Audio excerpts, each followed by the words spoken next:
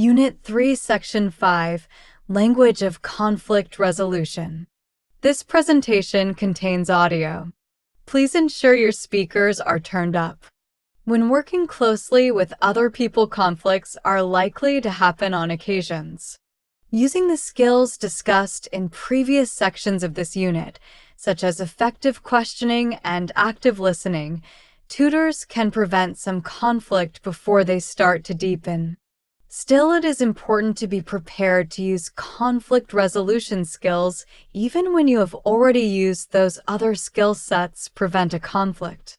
Conflicts can arise with the students we serve, but one language of conflict resolution can speak to many contexts.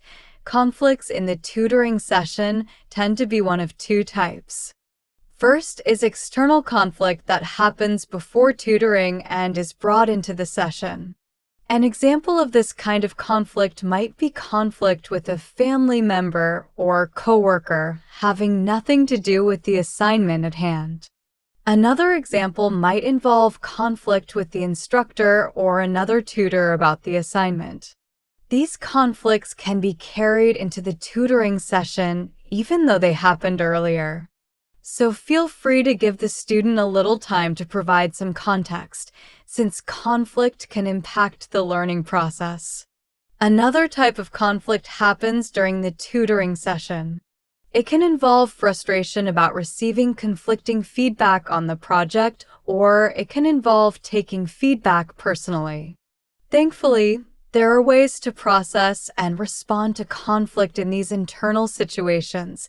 The first step in working more peacefully with anyone in a work situation is to reframe the concept of a conflict. An effective way to rethink conflict is found in a recent Forbes article on workplace conflict written by Mike Maya. Mine identifies that our culture sees conflict as a failure in communication that should be avoided at all costs. But a more fruitful perspective is that conflict is an opportunity to improve communication and grow in a working relationship with each other. Writing into researcher Erica Spohr says that conflict can serve as an encouraging reminder of the interrelatedness of students with tutors and faculty. If tutors consider a conflict as a natural part of the process of growing in meaningful academic relationship with students, then conflict becomes a potentially useful learning experience, even and especially as tutors resolve those conflicts. When responding to conflict, make sure to meet the student where he or she is by validating feelings, as in the first example statement. Next, consider offering specific praise when you see the chance in a session, as in the second example. Finally, feel free to model a specific correction as appropriate, as in the third example.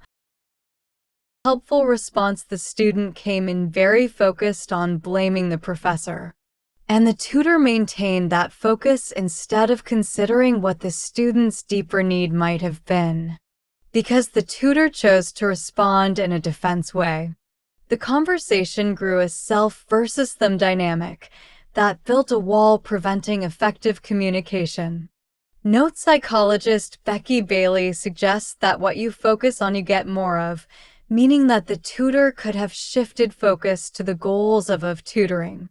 A pattern of focusing on blame can lead to an escalation of conflict, which can impact the reputation of the tutoring center and the institution as a whole. With the more helpful response, the student still came in with a desire for proof from the tutor that the paper was not plagiarized to show to the professor, sir. The tutor started with a mindset of can do and said yes to looking at the paper, but the tutor also recognized that the student's deeper need, a need to be validated in the effort that had gone into the work, as well as a need for greater understanding of a particular nuance of citation. The tutor was able to reframe the conversation so that it became clear that it was not a matter of effort or intention, but rather a matter of applying the principles of citation. With a helpful response, a student is likely to be motivated to return for help with an upcoming assignment. There are 3 steps you can try when processing conflict. The first is to take a moment to take a deep breath. Tell the student you will be right back if necessary. Next, say these words to yourself. I can handle this. The truth is that you are qualified to tutor in a variety of challenging situations. Remind yourself of that. Finally, find a mirror and smile. Smiling has been known to raise endorphins and relieve tension. And seeing yourself smile will refresh that can-do confidence we share with students despite conflict. Thank you for completing this presentation.